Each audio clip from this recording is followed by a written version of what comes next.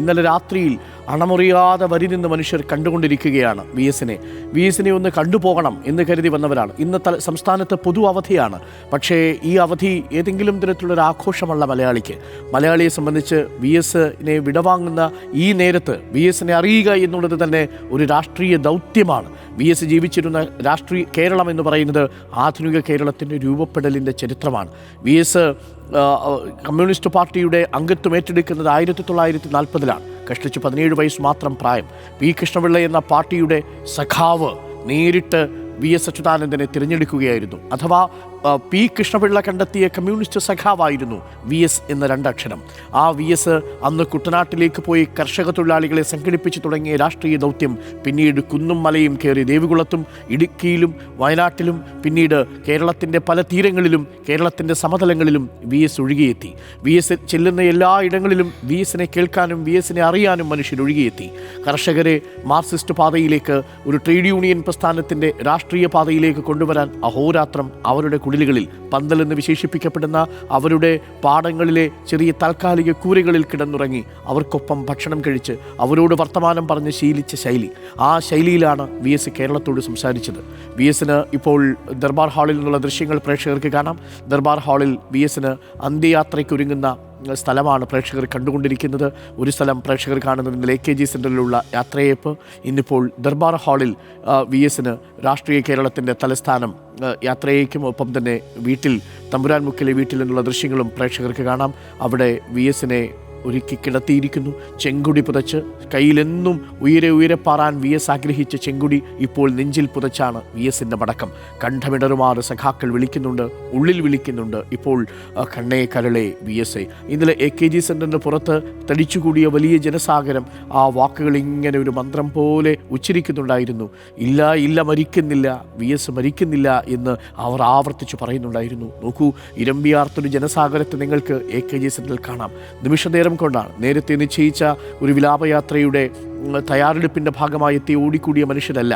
ഓരോരുത്തരും അവരവരുടെ പണി ചെയ്തിരുന്ന വേളയിൽ ആ ഇടങ്ങളിൽ നിന്ന് ഒഴുകിയെത്തിയവർ, പണിശാലകളിൽ നിന്ന് എത്തിയ തൊഴിലാളികൾ, പഠിപ്പ് മുറികളിൽ നിന്ന് തിരിച്ചെത്തിയ വിദ്യാർത്ഥികൾ, ഓഫീസിൽ നിന്ന് വീട്ടിലേക്ക് മടങ്ങും മുൻപ് വി എസിനെ കണ്ട് അന്ത്യചുംബനം നൽകാനെത്തിയ ഉദ്യോഗാർത്ഥികൾ, തൊഴിലാളികൾ, പാർട്ടി പ്രവർത്തകർ, കൂലിത്തൊഴിലാളികൾ, കർഷകർ, പാർശ്വവൽക്കരിക്കപ്പെട്ട മനുഷ്യർ.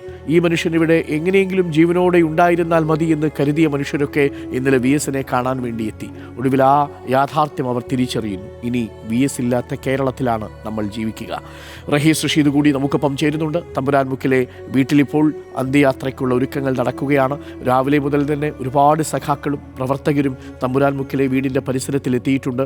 റഹീസ്, 9 മണിയോടുകൂടി തമ്പുരാൻമുക്കിൽ നിന്ന് വി എസിനെ വിലാപയാത്രയായിട്ടായിരിക്കുമോ നേരെ ദർബാർ ഹാളിലേക്ക് കൊണ്ടുപോവുക? അതിനുള്ള ക്രമീകരണങ്ങളൊക്കെ ഒരുങ്ങി എന്നാണ് തോന്നുന്നത്.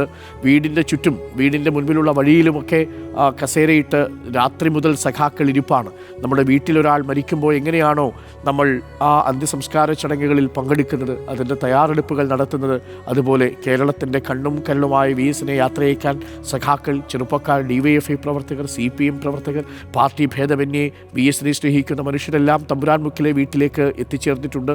ഇവരെയൊക്കെയാണ് പ്രേക്ഷകർ ഇപ്പോൾ കണ്ടുകൊണ്ടിരിക്കുന്നത്. വിലാപയാത്രയായി തന്നെയായിരിക്കുമോ മടക്കം? അരുൺ, വിലാപയാത്രയായി തന്നെയാണ് വി എസ് അച്യുതാനന്ദനെ നമ്മളെ നിൽക്കുന്ന തമ്പുരാൻമുക്കിലെ വേലിക്കകത്ത് വീട്ടിൽ നിന്ന് ദർബാർ ഹാളിലേക്ക് കൊണ്ടുപോവുക. 8:45 ഇവിടെ നിന്ന് വി എസിന്റെ മൃതദേഹം എടുക്കുക. ഇവിടെ നിന്ന് ഏതാണ്ട് 10 മിനിറ്റിൽ താഴെ മാത്രമാണ് സെക്രട്ടേറിയറ്റിലെ ദർബാർ ഹാളിലുള്ളത്. ദർബാർ ഹാളിൽ മൃതദേഹം 9 മണിക്ക് തന്നെ എത്തിക്കാൻ കഴിയും എന്ന് തന്നെയാണ് പ്രതീക്ഷിക്കുന്നത്. അതിനുശേഷം 2 മണിവരെ ദർബാർ ഹാളിൽ മൃതദേഹം പൊതുദർശനത്തിൽ വയ്ക്കും. അതിനുശേഷം ദേശീയപാതയിൽ സെക്രട്ടേറിയറ്റ്, PMG, പട്ടം, കേശവദാസപുരം, കാര്യവട്ടം, കഴക്കൂട്ടം, മംഗലപുരം, ആറ്റിങ്ങൽ, ആ റൂട്ടിലായിരിക്കും VS-നെയും കൊണ്ടുള്ള വിലാപയാത്ര പോവുക. തിരുവനന്തപുരം ജില്ലയിൽ 27 പോയിന്റ് വിലാപയാത്രയ്ക്ക് ആളുകൾക്ക് അന്ത്യാഭിവാദ്യം അർപ്പിക്കുന്നതിനുള്ള സ്ഥലം തിരുവനന്തപുരം ജില്ലാ കമ്മിറ്റി സജ്ജീകരിച്ചിട്ടുമുണ്ട്. അരുൺ, ഇന്നലെ രാത്രി മുഴുവൻ ഞാനും നമ്മുടെ ടീമിനൊപ്പം ഇവിടെ ഉണ്ടായിരുന്നു. ഒരു ഘട്ടം കഴിഞ്ഞപ്പോൾ ഏതാണ്ട് 2 മണി കഴിഞ്ഞപ്പോൾ ഇവിടെ കൂടി നിന്ന ആളുകളിൽ ബഹുഭൂരിപക്ഷം ആളുകളും തിരികെ പോയി പാർട്ടി നേതൃത്വത്തിന്റെ ആവശ്യമനുസരിച്ച്. പിന്നീട് ഒറ്റപ്പെട്ട കുറേ മനുഷ്യർ വരുന്നുണ്ടായിരുന്നു. അവർ ഒറ്റയ്ക്ക് നടന്നു വരുന്നു, ഓട്ടോറിക്ഷയിലൊക്കെ വന്നിറങ്ങുന്നു. കോതമംഗലത്ത് നിന്ന്, ഇടുക്കിയിൽ നിന്ന്, നേര്യമംഗലത്ത് നിന്ന് അവരൊറ്റയ്ക്ക് വരികയാണ്. കിട്ടിയ വാഹനം പിടിച്ച്, ബസ്സിന് പിടിച്ച്, ട്രെയിന് കയറി. VS മരിച്ചു എന്നിട്ട് ഒരാൾ റെയിൽവേ സ്റ്റേഷനിൽ വന്ന് 3 മണിക്ക് ഇരിക്കുകയായിരുന്നു.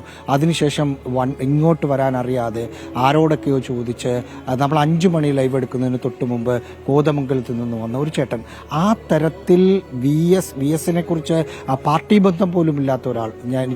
ഞാനൊരു പാർട്ടിക്കാരനോ പാർട്ടിയോ CPM അനുഭാവിയോ അല്ല, പക്ഷേ VS-നെ എനിക്കിഷ്ടമായിരുന്നു. അങ്ങനെ പാർട്ടി ഒരു ഘട്ടത്തിൽ നമുക്കറിയാം, പാർട്ടി എതിർപ്പ്, പാർട്ടിക്കകത്ത് പ്രശ്നങ്ങളുള്ളപ്പോഴും VS പാർട്ടിക്ക് പുറത്തുള്ള ആളുകളെ തൻ്റെ ഒപ്പം നിർത്താൻ VS-ന് കഴിഞ്ഞിരുന്നു.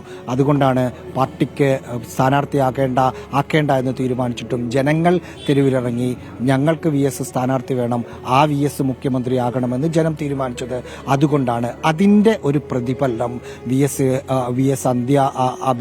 VS ഇപ്പോൾ കിടക്കുന്ന ബാട്ടൺ ഹിൽ വീടിന് മുമ്പിൽ കാണാം. മറ്റൊന്ന്, VS ഒരു സജീവ രാഷ്ട്രീയത്തിൽ ഇല്ലാതായിട്ട് ഒരു 6 വർഷമായി. അതിന് മുമ്പും VS 1-2 വർഷം, അങ്ങനെ 7-8 വർഷമായി അത്ര സജീവമല്ല. പക്ഷേ ഇന്നലെ വൈകിട്ട് AKG സെൻറ്ററിൽ വന്ന ആളുകൾ, പിന്നീട് ഇവിടെ വന്ന ആളുകളെല്ലാം ചെറുപ്പക്കാരായ കുട്ടികളായ ആളുകൾ. നേരത്തെ അരുൺ പറഞ്ഞ കണ്ണേ കരളെ VS, ഇല്ല മരിക്കുന്നില്ല എന്ന മുദ്രാവാക്യം വിളിച്ച് നിൽക്കുന്ന ഒരു സ്ഥിതി.